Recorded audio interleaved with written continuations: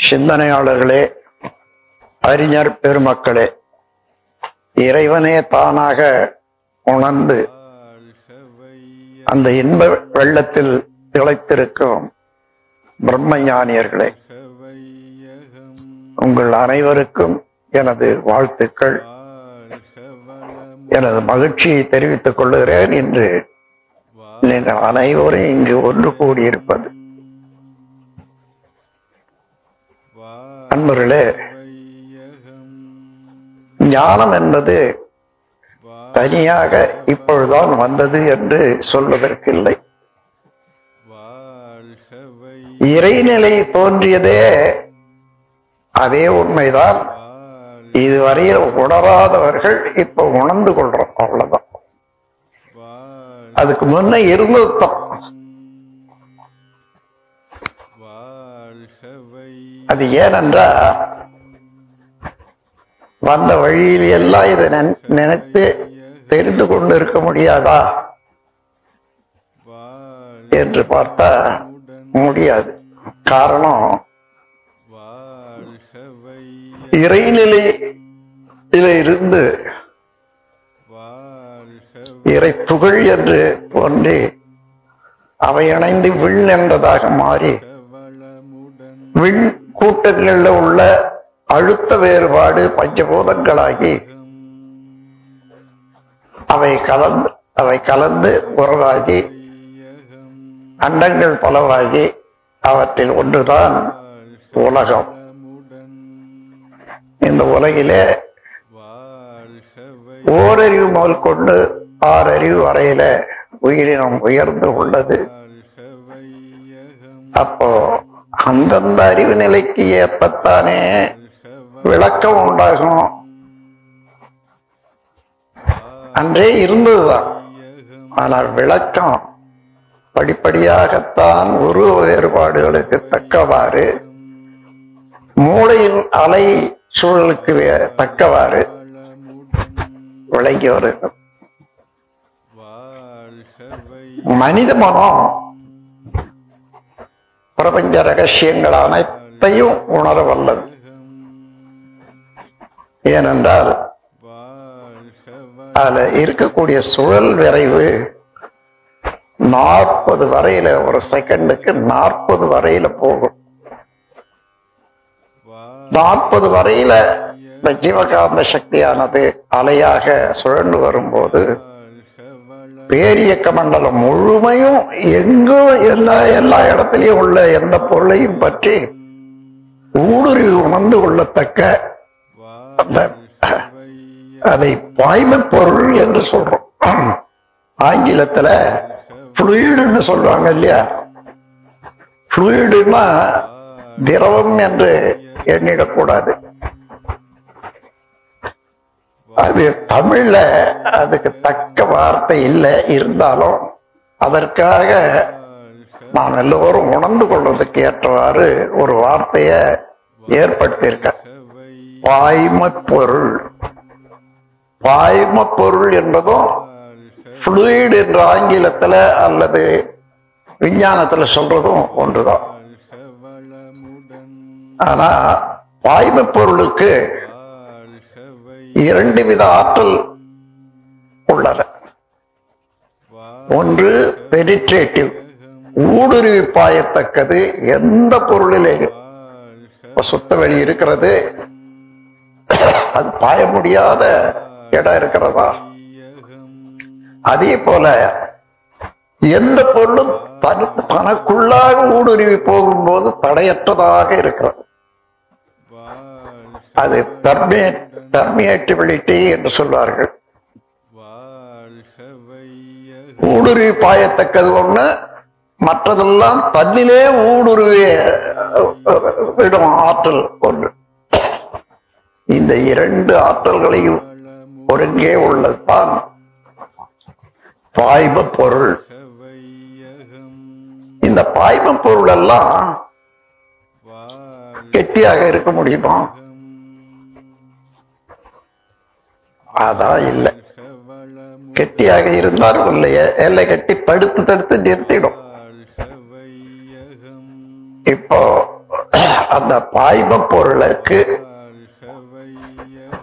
இறையாற்றல் தன்னையே தன்னுடைய ஆற்றலால இறுக்கிக் கொண்ட துகள்கள். அந்த துகளை பார்க்க முடியாது, புலன்களுக்கு எட்டாது. ஆனால் துகள்களின் கூட்டு இயக்கங்களை பார்க்கலாம். உதாரணமாக நீரை பார்க்கிறோம். நீர் என்ன துகள்களா அல்லது ஒரே கட்டியா? துகள்கள். ஆனா அந்த துகள்கள் ஒவ்வொன்றையும் பார்க்க முடியவில்லை.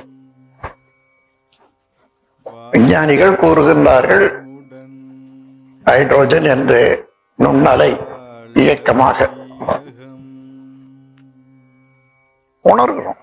ஆனா பார்க்க முடிகிறதா? அதை தனியா பிரித்து பார்க்க முடியவில்லை. அதை தனியா பிரிச்சா இன்னொரு துகளுக்கும் மத்தியில் உள்ள இடைவெளி புரியல. இதை யூகத்துல எடுத்துக்கொள்ளணும். எங்க அந்த இடைவெளி இருக்கிறதோ அங்கதான் நகரும் சக்தி ஏற்படும். அதனால நகரும் ஆற்றலாக உள்ள எந்த பொருளும் துகள்களாகத்தான் இயங்கிக் கொண்டிருக்கின்றன. காற்று என்ன? காற்று துகள்கள் தான், நீர் துகள்கள் தான். அது போன்று அதற்கும் முன்னிலையாக தோற்ற வாயிலாக இருப்பது இறைநிலை. அததான் சுத்த வெளி என்று சொல்றோம். சுத்த வெளி என்றால் ஒரே வெளி அல்ல, அது துகள்கள் தான் பார்க்க முடியுதே தவிர சுத்த வெளியாக இருந்த போது அறிவு இல்லை, மனிதன் இல்லை, ஜீவன் இல்லை.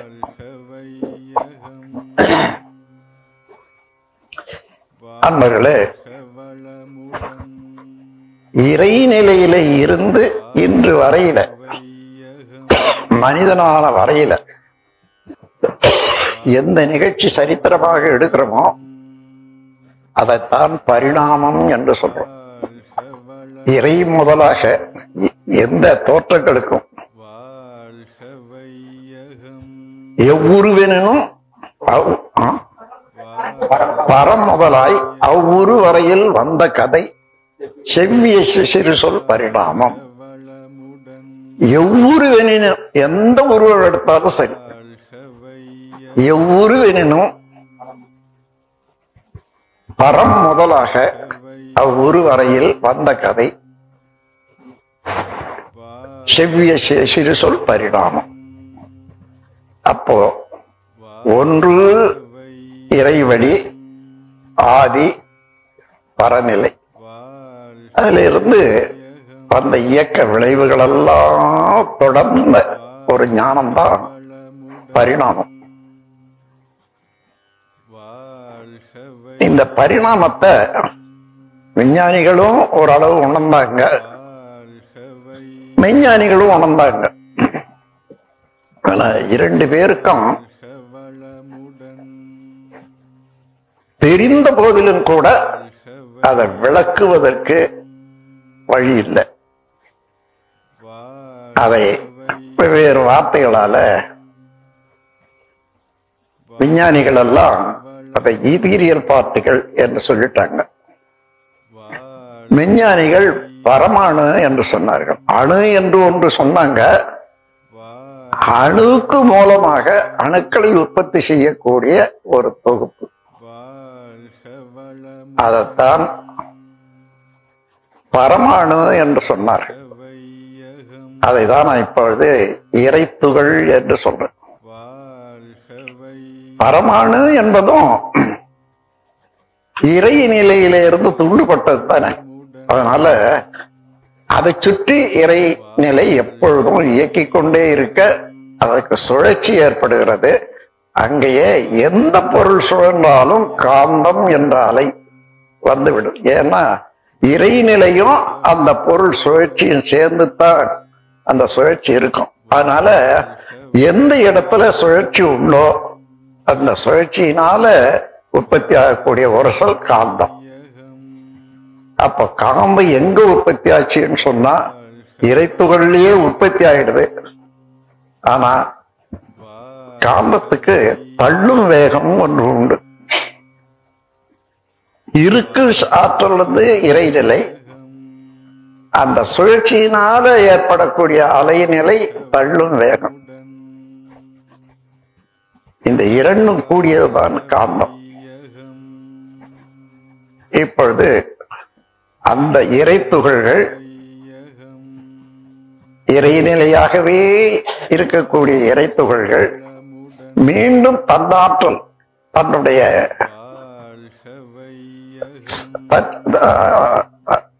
தன்னிருக்கு ஆற்றல், அதனால ஒன்று கூடும் போது அதை விண் என்று சொல்றோம். விண்ணாக ஆன பிறகு கூட அதற்குள்ளாக இருக்கக்கூடிய கோடிக்கணக்கான விண் துகள்கள், இறை துகள்கள் விண் சுழலும் போது அவைகள் அதை விட வேகமாக உள்ள சுழண்டுட்டு தான் இருக்கு. ஆகவே முன்ன இருந்ததை விட இப்பொழுது காந்த ஆற்றல் அதற்கு அதிகமாயிடும். அந்த ஆற்றல் அதிகம் ஆக ஆக சிறைப்பட்ட இத்துகள்கள் விண்ணிலிருந்து ஓடுவதே அனைத்தலைகள் காந்தமாம். அது சிறைப்பட்ட மாதிரி அதெல்லாம் அடங்கி இருந்தது. அது எல்லாம் ஓட வேண்டியதுதான். அணு கரையுது. அந்த கரைசல் எல்லாம் என்ன அலைகளா வருது. அந்த அலைகள் என்றது நிற்க முடியாது. ஏனென்றால் விரைவாக சுழன்று கொண்டிருக்கக்கூடிய இறைத்துகள் சேர்ந்தது அல்லவா. எந்தெந்த இடத்துல அது இயங்குதோ அதுக்கு தக்கவாறு அங்க உள்ள பஞ்சபூத தன்மைக்கு தக்கவாறு அழுத்தமாக, ஒளியாக, ஒலியாக, சுவையாக, மனமாக, ஜீவன்களில் மனமாகவும் மாறி மாறும்போது இறைநிலையாக மாறிவிடுகிறது. அது வரையில மாற்றம். சத்தம் என்றது காந்தத்தினுடைய செயல்பாடு தான், டிரான்ஸ்பார்மேஷன் தான். ஆனா சத்தம் நிலைக்கிறதா என்று பார்த்தா நிலைக்காது. ஏன்னா சத்தமான உடனே இறைநிலையாகவும் மாறிவிடுகிறது.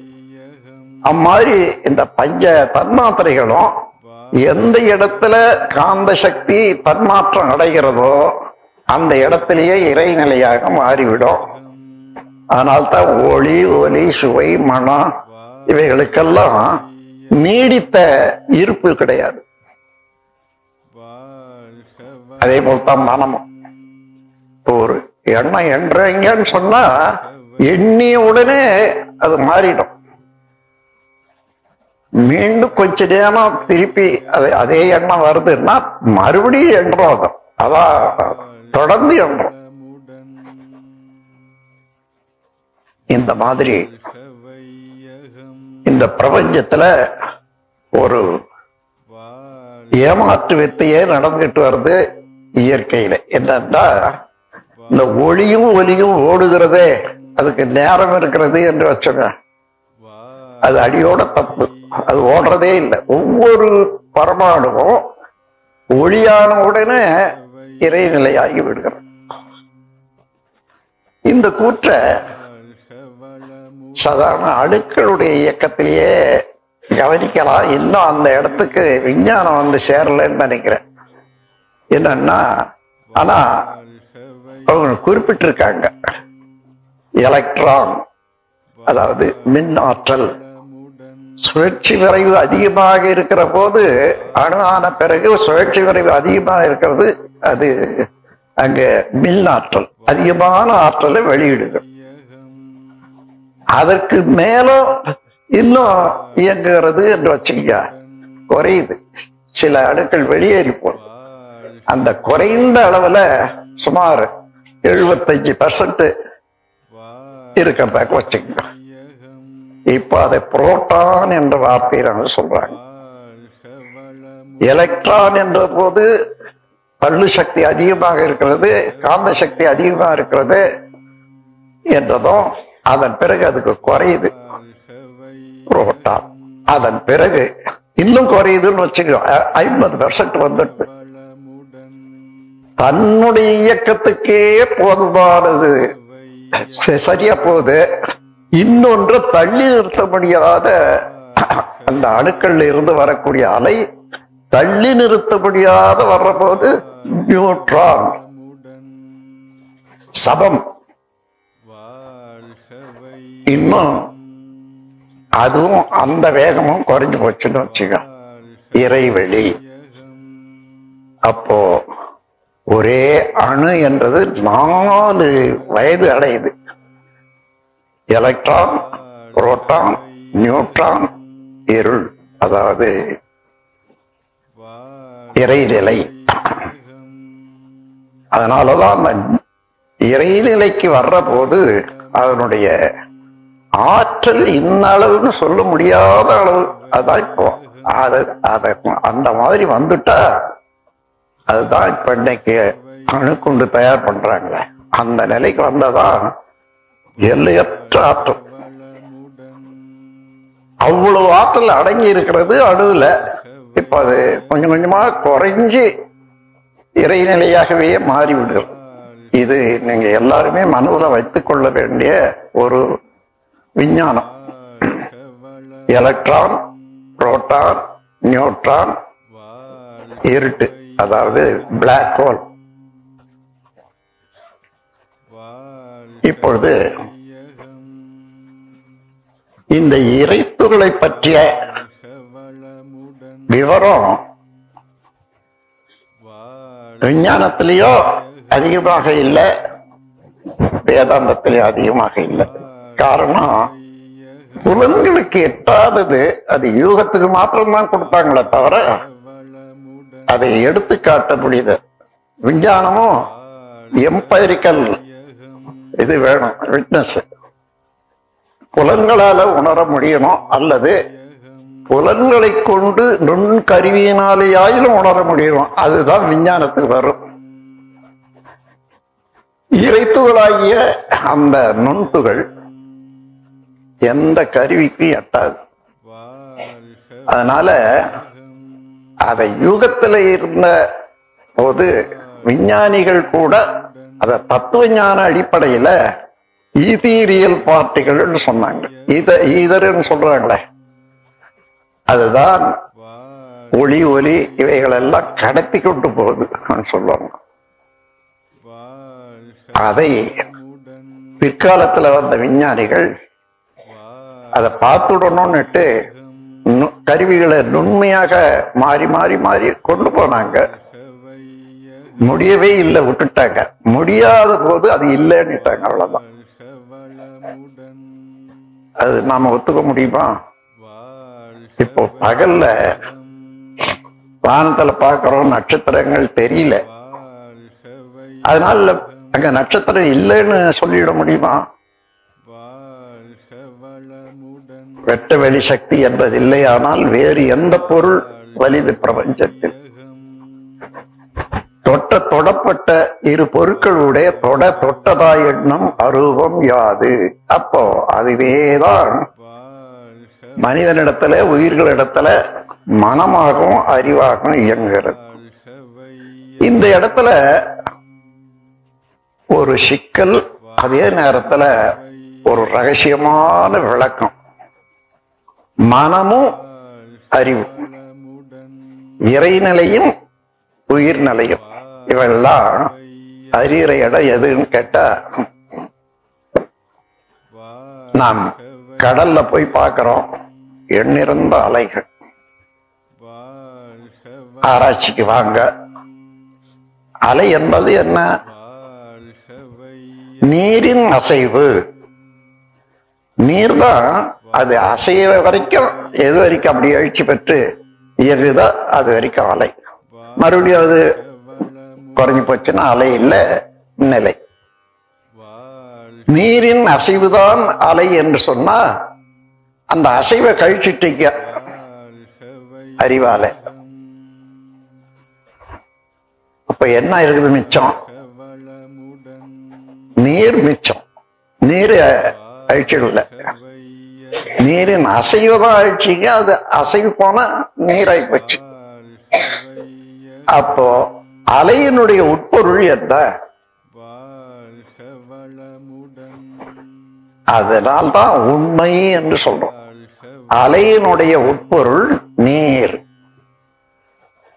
இப்படியே எந்த பொருளை எடுத்து நீங்க இயக்கதாலும் அந்த இயக்க வேறுபாட்டுனால பல விதமான குணங்கள் அடையும். ஆனா பிறப்பிடம் வந்தா எங்க இருந்தது தோன்றி வந்ததோ அது வரைக்கும் போறீங்கன்னா அது இறைநிலையாகிவிடும். அதே போல மனம் என்பதும் அலைதான், காந்த அலைதான். இறைநிலையும் அலையும் சேர்ந்ததுதான் காந்தம். காந்த அலைதான் மனமாக இருக்கிறது. ஆனால் உங்கள் எல்லாருக்கும் தெரியும், அலை என்று சொன்னா வேறொன்றும் இல்லை, சுழல் விரைவு கொண்டது. ஒலியோ ஓடிக்கொண்டிருக்கிறது சொல்றேன். சுழல் விரைவு எந்த அலையாக இருந்தாலும் இறைவெளியானது தன்னிருக்க ஆற்றலால தடுக்கிற போது இது வளையுது. அப்போ இதனுடைய வேகத்துக்கு தகுந்தவாறு சுழல் விரைவு அதிகமாகும், எந்த அலையா இருந்தாலும் சரி. அதனால அலை என்று சொன்னால் சுழல் விரைவு கொண்டது. நாம் மனம் என்று எடுத்துக்கொண்டீங்கன்னா அத இது வரைக்கும் விஞ்ஞானத்தினால கருவிகளால நிரூபிக்க கூடியதாக 4 கட்டத்துக்கு வந்திருக்காங்க. ஏன்னா நான் அதே டெஸ்ட்ல போய் உட்கார்ந்து அதை கவனிச்ச, அதனால சொல்றேன். இப்போ அந்த முதல் கட்டம் 40 to 40 சைக்கிள் பர் செகண்ட்.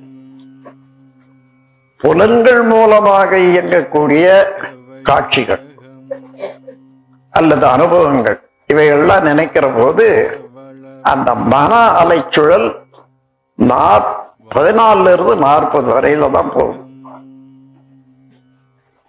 அதன் பிறகு அது உணர்ச்சி வயமாகிற போது கொஞ்சம் கூடுதலா இருக்கும், மற்ற நேரத்தில் அமைதியா இருக்கிற போது குறைவா இருக்கும், அவ்வளவுதான். ஆனாலும் 40 to 40 சைக்கிள் பர் செகண்ட் அதுதான். அதன் பிறகு நீங்க என்ன செய்தாலும் இந்த 14 இருந்து 40 வரைக்கும் தான் ஓடும். ஆனா அதுல இருந்து குறைச்சிட்டீங்கன்னு வச்சுக்க, நீங்க குறைக்க முடியுமா? குறைக்க முடியாது. செயல் மாத்தினாத தானாக குறையும். இப்போ நாம் தவத்துல உட்கார்ந்தோம், அந்த உட்கார்ந்த போது பல எண்ணங்களும் அந்த கருத்துகளும் இயங்கி கொண்டு இருக்கிற போது 14 இருந்து 40 வரைக்கும் தான் இருக்கும். ஆனா ஆக்கினையில உணர்வை கவனிக்கிறோம்னு வச்சுங்க, அது தடையில்லாத அந்த உணர்வையே கவனிக்கிறோம்னு சொன்னா ஆல்பா வேவ், அமைதி அலை என்று உண்டாயிடுது.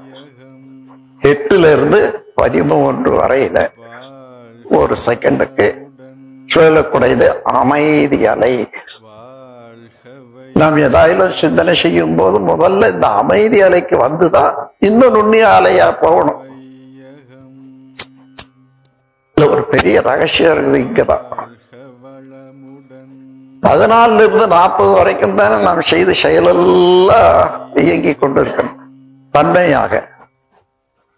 இப்போ அதை தாண்டி வந்துட்டா அதுல உண்டாகிறது இங்க வரவே வராது.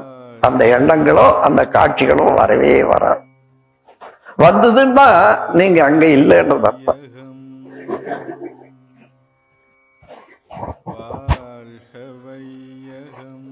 ஒரு காட்சி என்று சொன்னா அங்க ஜீவகாந்த அலை, ஜீவகாந்தம் மாற்றம் அடைகிறது என்றதான் அந்த சுழல் வரைவில்.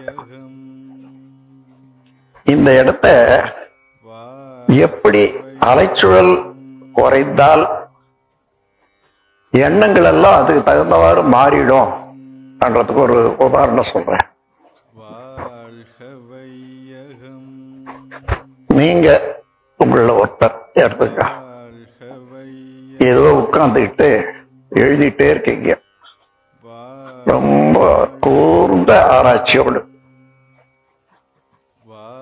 அப்போ உங்களுடைய மகன் 2.5 வயசு 3 வயசுல வச்சுங்க, பெரியவங்க என்ன செய்யறாங்களோ அதையே செய்யணும்னு தான் குழந்தைகள் நினைக்கும். ஆனா இங்க கிட்ட போற அடிக்க போறாங்களேன்னு தூரமா இருக்கலாம்.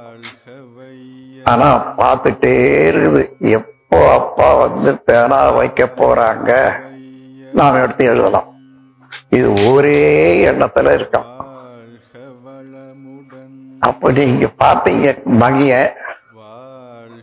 மணி 10 மணிக்கு போக வேண்டியது ஆபீஸ், அங்க இருக்கணும். இங்க மணி 9 ஆகி போச்சு.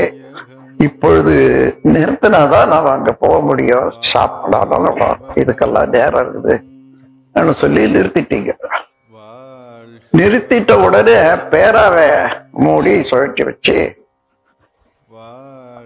அப்போ அவன் பார்க்கறான் அப்பா என்ன செய்யறாங்கன்னு.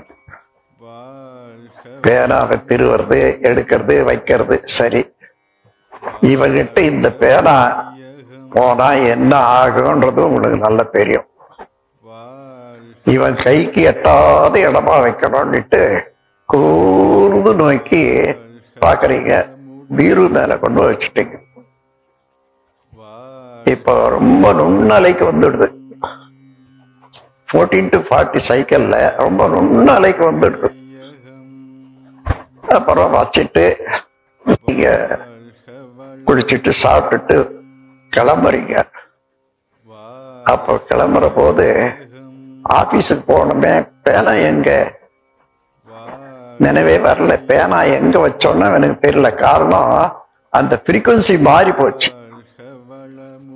அது கொஞ்ச நேரம், ஏன்னா இப்போ வந்து அவசரமா வெளியே இருக்கிறான், இதுல ஃப்ரீக்வன்சி மாறி போச்சு, வேகம். அன்பர்களே, இந்த ஃப்ரீக்வன்சி மாற்றத்துல ஒளி சுவை படம் இவைகள் எல்லாம் எப்படி மாறுதுன்றத கவனிங்க. இனிப்பு என்று சொன்னா என்ன, அது ஒரு சுவை தானே. ஆனா நாம ஒரே இனிப்பு என்ற ஒன்றுதான் தெரியும் நமக்கு. மாம்பழம் எப்படி இருக்குதுன்னு கேட்டு பாருங்க, இனிப்பா இருக்கும். கொய்யாப்பழம் எப்படி இருக்கும், இனிப்பா இருக்கும். அது மாதிரி 10 பழத்தை எடுத்து சொன்னா இனிப்பா இருக்கும். ஆனா ஒரே இனிப்பா ஒன்று வித்தியாசம் இருக்குது. அந்த இனிப்பு சுவை என்றது சுழற்சியினாலே ஏற்படக்கூடிய மாறுதல் இருக்குது. அதுல அவ்வளவு ஏற்றத்தாழ்வு வர்றதுனால ஒவ்வொரு நிலைக்கும் ஒவ்வொரு விதமாக மாறும். 100 இருக்கும், 1000 இருக்கும் வித்தியாசம். இனிப்பு என்றதுல 1000 படிகள் இருக்கும். ஆனா நமக்கு அது தெரியாது. அதே போல இந்த எண்ண அலைகள்னால நம்முடைய மன அலைச்சூழல் மாறிக்கொண்டே இருக்கும். அதன் பிறகு பார்க்கறா, சரியா கிடைக்கல, ஆபீஸ் போலான்னுட்டு அங்க போய் பார்த்துக்கலாம்னு வர்றாரு. ஆபீஸுக்கு போன பிறகு கொஞ்ச நேரம் அப்படியே வேற ஏதேதோ செயல்ல ஈடுபட்டு போது அந்த ஆல்பா வேவ், அதாவது அந்த 18 20 இந்த பேரா வச்சாங்க, அந்த அலைச்சூழலுக்கு வருது. வந்த உடனே பேனா வந்து பீரு மேலையிலயும் வச்சுட்டு தேடிட்டு இருந்தேன் நினைக்கிறோம். இப்ப என்ன வந்தது, அதே சுழலை நீங்க எந்த சுழல் விரைவுல அதை வச்சீங்களா அந்த சுழல் விரைவுக்கு வந்தீங்க, அவ்வளவுதான். எங்க வச்சோமோ அங்கதானே எடுக்கலாம். அந்த மாதிரியாக நம்முடைய மனம் அலைச்சூழல்களால ஆக்கப்பட்டு அது நடந்துகிட்டு இருக்கு. இங்க ஏன் இத வற்புறுத்தி நான் சொல்றேன்னா, நாம் தவம் செய்யறோம். குண்டலி யோகம் குண்டம் என்று சொன்னாலே அக்கினின்னு பேரு. அதாவது உடல்ல நடைபெறக்கூடிய அக்கினிக்கு குண்டம்னு வச்சாங்க. அது ஆணும் இல்ல பெண்ணும் இல்ல, ஆணுக்கு பெண்ணுக்கு சமமா இருக்கிறதுனால அலின்னுட்டு வச்சு குண்ட அலி குண்டலின்னு சொன்னாங்க.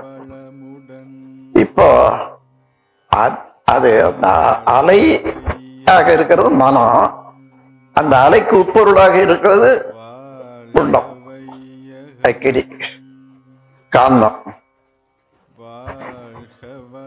இப்போ இந்த இடத்துல எத்தனை விதமான எண்ணங்கள் இது வரைக்கும் நான் வச்சிட்டு இருக்கோம். ஒவ்வொரு செயலுக்கும் அந்த அலைச்சூழல் மாறுது.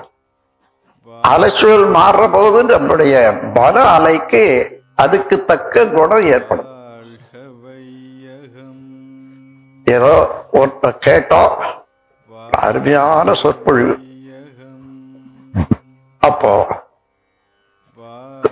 அந்த சொற்பொழிவில் இருக்கக்கூடிய கருத்து பதிந்து போறதுன்னு சொல்றோம். பதிந்து போறதுன்னா எழுதி வச்சாங்களா, முத்திரை அடிச்சாங்களா, ஒண்ணும் இல்லை. அது கேரக்டரைசேஷன், தன்மாற்றம் அடையுது. நம்முடைய மனமே இதுவரையில உணர்ந்ததோடு இப்பொழுது இன்னொன்றையும் உணர்ந்து அதுவாக மாறுற போது அதனுடைய தன்மை மாறி வருது. இத வினைப்பயன், வினை பதிவுகள் சொல்ற மாதிரி. பதிவு என்று சொன்னா தனியா ஒரு முத்திரை குத்துறது இல்லை. எந்த வினை செய்த, இப்போ நீங்க காலையில இருந்து இப்போ வரைக்கும் நடந்து வந்து, அதாவது வாழ்க்கையில நடத்தியாச்சு. ஆனா இப்பொழுது ஒரு புதிதாக ஒரு கருத்தை பற்றி சிந்திக்கிறீங்க. இப்ப என்ன, ஏற்கனவே இருந்த ஒரு தன்மையோடு இப்ப சிந்திக்கக்கூடிய ஒரு தன்மை கூடி போச்சு. அது பிரித்து எடுக்கவும் முடியாது, அது தவிர்க்கவும் முடியாது. நம்முடைய எண்ணம் எத்தனை, சும்மா உட்கார்ந்து இருக்கவே எத்தனை எண்ணங்கள் வருது. ஏதாയാലും ஒண்ணுல இருந்து ஒன்றை பிரிக்க முடியுமா? பிரிக்க முடியாது. எல்லாம் சேர்ந்துதான் எண்ணங்களாக வருது. எப்படி பழத்துல சுவைகள் ஆயிரம் இருந்தாலும் அது ஒரே சுவைதான் இனிப்புன்னு சொல்றோம். அந்த மாதிரி இப்போ நான் எத்தனையோ வகையான வினைகளை செய்திருக்கிறோம். அவைகளெல்லாம் தன் மாற்றமாக நம்முடைய மன அலை மூலமாக உணர்ந்தால் அது என்ன, ஒரு மாட்டை பார்க்கிறோம், புலன்கள் மூலமாக கண் வழியாக வந்த ஒளி அலை அங்கே தடுத்து மாடு போல உருவம் எடுக்கிறது. யார் எடுக்கிறது? பார்த்தவன் எடுக்கிறான். அதை தாண்டி அந்த பக்கம் வந்தா நான் என்ன பார்த்தேன்னு நினைக்கிறான். மாடு வருது இல்ல, அந்த மாடா? அந்த மாடு இல்ல. இவன் உருவம் எடுத்தானே அதே தான் திருப்பி திருப்பி எடுக்கிறான். இது சைக்காலஜில அல்லது உளவியல் தத்துவத்துல ரொம்ப முக்கியமான பொருள். நாம் எந்த பொருளை பார்த்தாலும் அதுவாக மாறுகிறோம். மாறியது நிலைக்குதா என்றால் நிலைக்கல. காரணம், பல பொருட்களை நினைச்சு மன அலைச்சூழல் விரைவாக மாறிக்கொண்டே இருக்குது. அதனால அந்தந்த நேரத்துல அதை தான் நினைக்கிறோம், நிச்சயம் இல்லை. அன்பர்களே, இதே போல நாம் பல வினைகளை செய்திருக்கிறோம். அது நல்வினையோ தீவினையோ, அந்தந்த அலை வரும்போது அதே வினைகளின் நினைவு வரும், குணங்கள் வரும், செயல்களும் வரும். அது போன்ற அதுக்கு ஒத்த நினைவுகள் எல்லாம் கூட அந்த சமயத்துல தான் வரும். யாரோ ஒருத்தர் உங்களை திட்டினாரு, அவர் நினைச்சு நீங்க கோபப்படுறீங்க, பட்டீங்க. இப்பவும் அதை நினைக்கிற போது அந்த சினம் உண்டாகுது. அதே நேரத்துல என்ன வரும், இன்னொருத்தன் எங்கேயோ திட்டினா சினம் வந்தது இல்லையா, அது கூட அப்பதான் வரும். இதே போல்தான் அவன் அந்த மாதிரி என்ன திட்டினான், அதே போல்தான் இந்த மாதிரி என்ன, அதுக்கு ஒத்த அலை சுழலுக்கு ஒத்த எத்தனை செயல்கள் உண்டோ அதெல்லாம் அந்த இடத்துல வர்ற பார்க்கலாம். அன்பர்களே, இதுல இந்த பிரபஞ்ச இயக்கத்தை பற்றி முழுமையாக உணர்ந்து கொள்றதுதான் மெய்ஞானம்னு சொல்றோம். இந்த அலையெல்லாம் கழித்து விட்டால் நிலைக்குத்தானே வர்றோம். இந்த நிலையில உட்பொருளாக இருப்பது இறைநிலை. அப்ப அந்த மனநிலையில இருந்து இறைநிலைக்கு போறதுன்னு சொன்னா, மன அலை சுழல்கள் எத்தனை உண்டோ அவைகளெல்லாம் தாண்டிடணும். தாண்டி சைபருக்கு வரணும். அதைத்தான் செய்யறோம். இப்போ நம்முடைய தவத்துல, புரியாதீத தவத்துல ஒன்றுமில்லாத ஒன்றை நினைக்கிற போது, அதை போல எத்தனை பேர் நினைக்கிறோன்றது அது வேற இருக்குது. ஏன்னா பல நினைவுகள்லயே சிக்கிட்டு இருக்கக்கூடிய மனம் அந்த அலைச்சூழல் வர்ற போது அந்தந்த நினைவு வந்துதான் ஆகும், தவிர்க்க முடியாது. ஆனா நீங்க எந்த மாதிரியான எண்ணம் வேணுமோ அறியணுமோ அதற்கு வேண்டிய அலைச்சூழல் உங்களாண்ட இருக்கிறது. பழகல, அந்த பழகாத காரணத்தினால உடனே நீங்க எதையோ இறைநிலையானது எப்படி இறைப்புகளாச்சு அல்லது இறைநிலையானது எப்படி அணுவாச்சு என்பதை பத்தி சிந்திக்கலான்ற போது அது நடந்தது இருக்குது. எங்க இருக்கிறது? நடந்தது எங்க? இறைநிலையில. அந்த இறைநிலை என்று எடுத்துக்கொண்டா மனநிலையில் இருக்கக்கூடிய மனிதன் வேற, மனிதனுக்கு உள்ள மன அலைக்கு அடிப்படையாக உள்ளதே இறைநிலை தானே. இறைநிலை எல்லாருக்கும் ஒன்றுதான். அலைகள் வேறுபடும், ஆனா இறைநிலை வேறுபடாது. அதனால இறைநிலையில எல்லோரும் எல்லா நேரத்திலையும் ஒன்றாகத்தான் இருக்கும். பிரபஞ்சம் முழுவதும் உள்ள இறைநிலையோடு ஒன்றித்தான் இருக்கிறோம். செயல் நிலையில தான் வேறுபடுறோம். இத வள்ளுவர் குறள்ல பார்க்கலாம். பிறப்புக்கும் எவ்வுயிர்க்கும் சிறப்பு ஒவ்வா செய்தொழில் வேற்றுமையால். பிறப்புக்கும் எந்த இடத்துல இருந்து நான் வர்றோமோ அந்த அடிப்படை எல்லாருக்கும் ஒண்ணுதான். சிறப்பு ஒவ்வா செய்தொழில் வேற்றுமையால். அன்பர்களே, நான் இந்த இறைநிலையினுடைய தன்மையை ஆதி நிலையில இருந்து இன்றைக்கு மனிதனான வரைக்கும் உணர்ந்து கொள்ளத்தான் தத்துவ ஞானம். மனிதனானவன் அதை உணரத்தக்க ஆற்றல் பெற்றவன். ஆற்றல் இருந்து அதை உணராத போனா அதுவே கற்பனைகளாக மாறி அல்லது ஆக்கத்துறையில போறதுக்கு பதிலாக அழிவுத்துறைக்கு வந்துடும். அதனால மனிதனாக பிறந்தவங்க எல்லாம் உணர வேண்டியதா இருக்கு. அப்படி உணர்ற போது ஒரு பூச்சி வடிவமாக முதல்ல இருந்தாலும், புழு வடிவத்துல 2 அறிவோட வந்தாலும், வண்டு 3வது அறிவாக இருந்தாலும், அதுக்கப்புறம் 4வது அறிவு ஊர்வன, அப்புறம் பரப்பன நடப்பன இவைகளெல்லாம் ஐயறிவோடு இருந்தாலும் மனிதனுக்கு இவைகளெல்லாம் தாண்டி சிந்திக்கக்கூடிய அறிவு ஒன்று வந்துவிடும். அந்த அறிவு எது இப்போ உங்களுக்கு விளக்கி விட வேண்டியது என்னுடைய கடமை தான். நீங்க ஒரு மாடு என்றதை பார்க்கறீங்க, பறவை என்பதை பார்க்கறீங்க. பார்க்கும்போது அதுல ஒரு வடிவம் இருக்கிறது, அதுல ஒரு குணம் இருக்கிறது. ஆனா அதே நேரத்துல அதை பார்ப்பதனால இன்பமோ துன்பமோ அடைகிறீங்க இல்லையா? 4 வகையான உணர்வுகள்: இன்பம், துன்பம், அமைதி, பேரின்பம். இன்பம் என்பது அதை பார்க்கறதுனால கருவிகள்ல ஜீவகாந்த சக்தி ஷார்ட் சர்க்யூட் ஆகுது பாருங்க. அது ஆகாத சமமாக இருந்தா அது இன்பம். ஆனா அந்த ஷார்ட் சர்க்யூட் வர்ற போது துன்பம். இப்ப கைய வச்சுங்க, அப்படியே பாருங்க, ரொம்ப நல்ல இன்பமா இருக்குது. அதையே கொஞ்சம் அழுத்திட்டு பாத்தீங்கன்னா வலிக்கும்.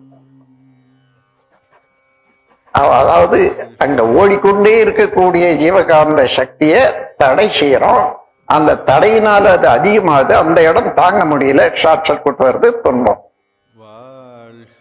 அமைதி, இந்த 2 தாண்டி அறிவு, மற்ற பொருளை பற்றியோ ஏதோ மற்ற விவகாரத்தை பற்றிய சிந்திக்கிற போது அமைதியாக இருக்கிறது.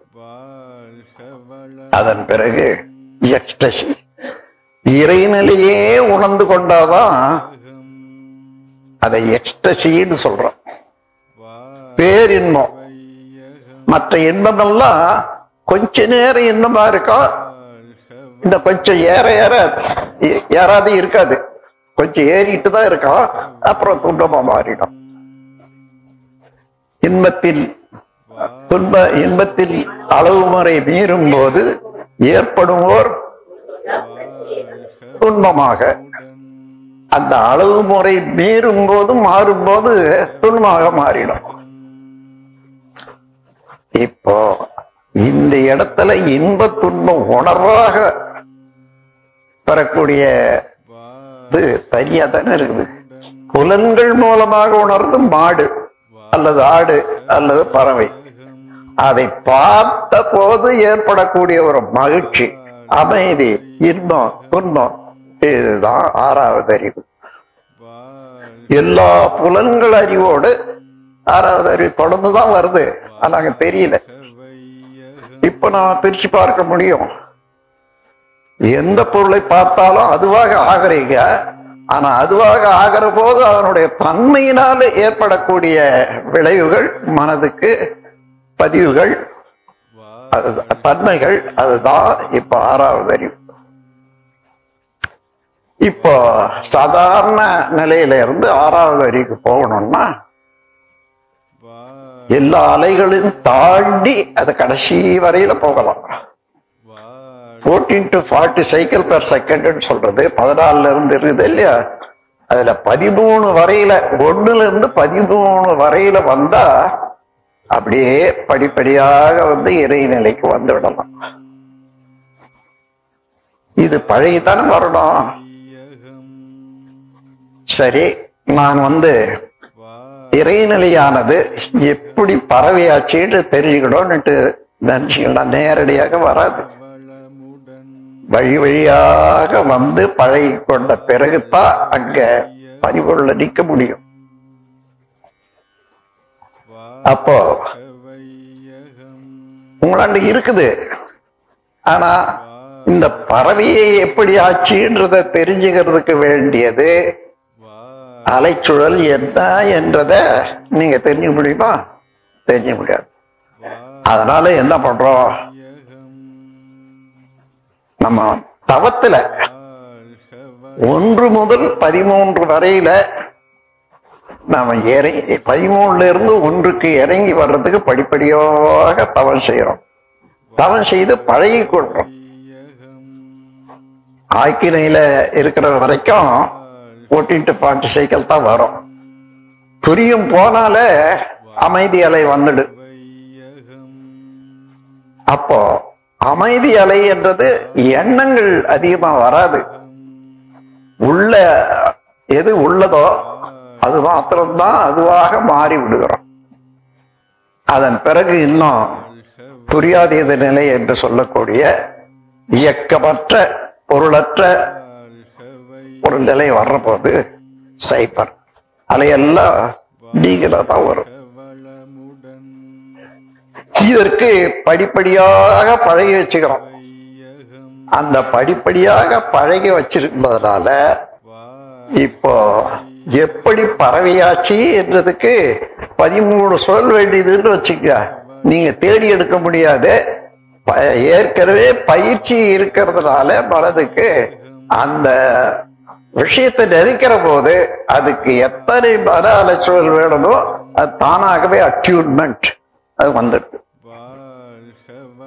அப்போ உண்மையெல்லாம் கொஞ்சம் கொஞ்சமாக உணர்ந்துகிட்டே வந்து கடைசியில இறைவனாகவும் மாறிடுறீங்கன்னு வச்சுக்கிறோம். மணி அதாவது 3ல இருந்து 1 வரையும் இறைநிலையில் தான் இருக்கணும். அப்ப என்ன, ஒன்னாக இருந்த போது இறைநிலை, அதுல இருந்து வந்த ஒவ்வொன்றும் இறைநிலையுடைய பரிணாமத்தை எடுத்து காட்டு. நீங்க அந்த இறைநிலைக்கு போன பிறகு நீங்க எதை பற்றி எண்ணினாலும் அந்த எண்ணத்துக்கும் அந்த காட்சிக்கும் இறைநிலைக்கும் உங்களுக்கு ஒரு தொடர்பு வேணும். எத்தனை சுழல் இருந்தா வேணும், தானாகவே அமைந்து விடுங்க. கடைசியாக இறைநிலையோடவே கலந்துடுறோம், அப்படியே இருந்துடும். ஆனா நிக்காது, ஏன்னா பழகல தான்.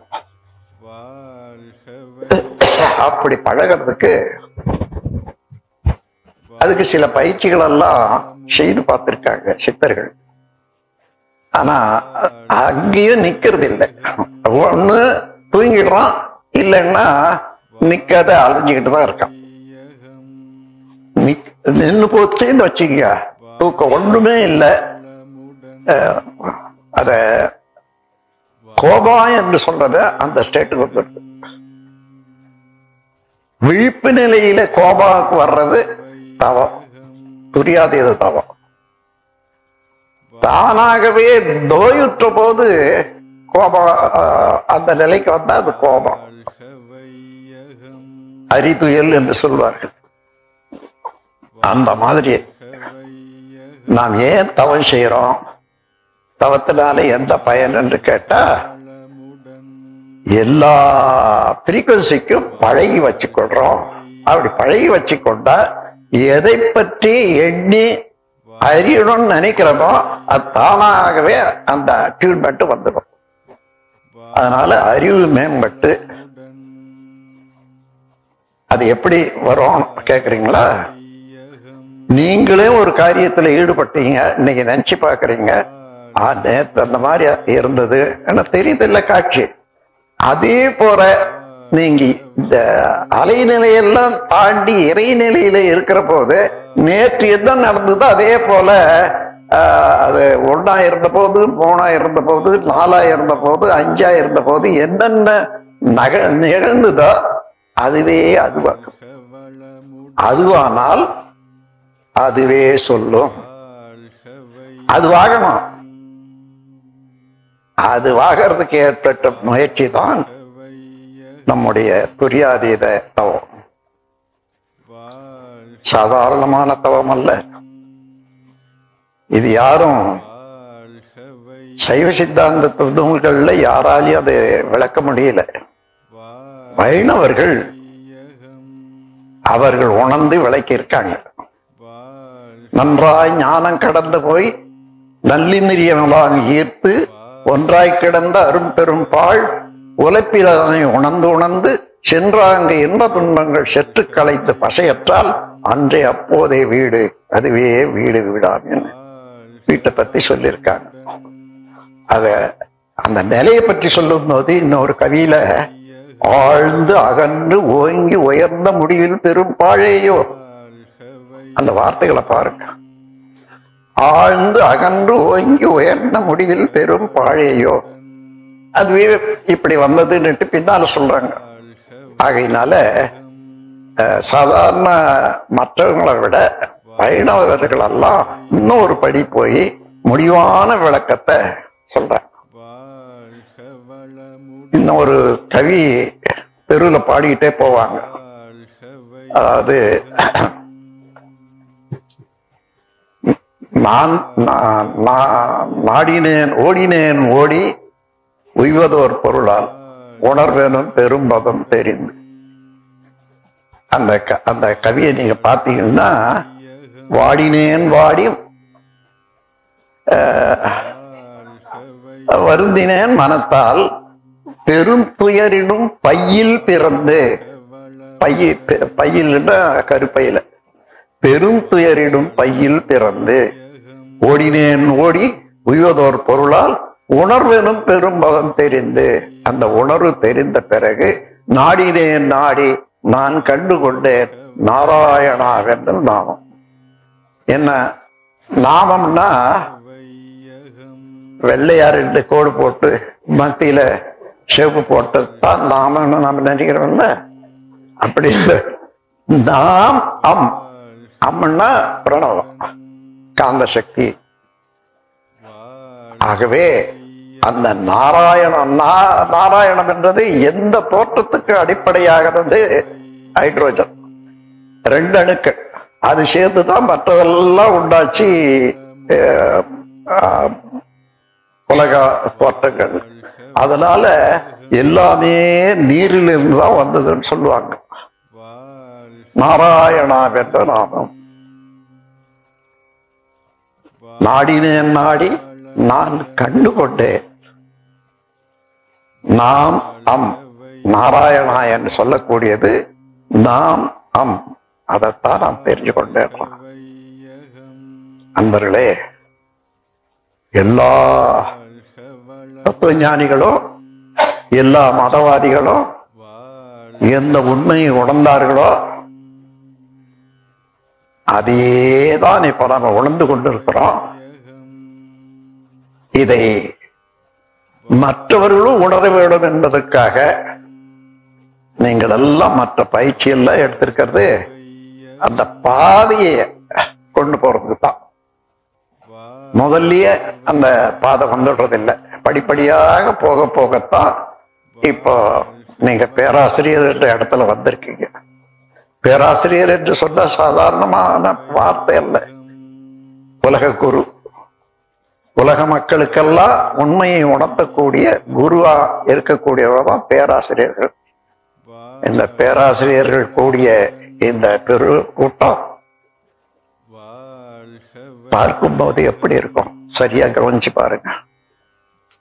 பிறக்கும் போது இருந்த மனநிலையை விட நம்முடைய மக சிறப்புடையவன் என்று கேள்விப்படும் போது அன்னைக்கு அளவிலாத இன்பம் உண்டாகும்னு சொல்லுவாங்க.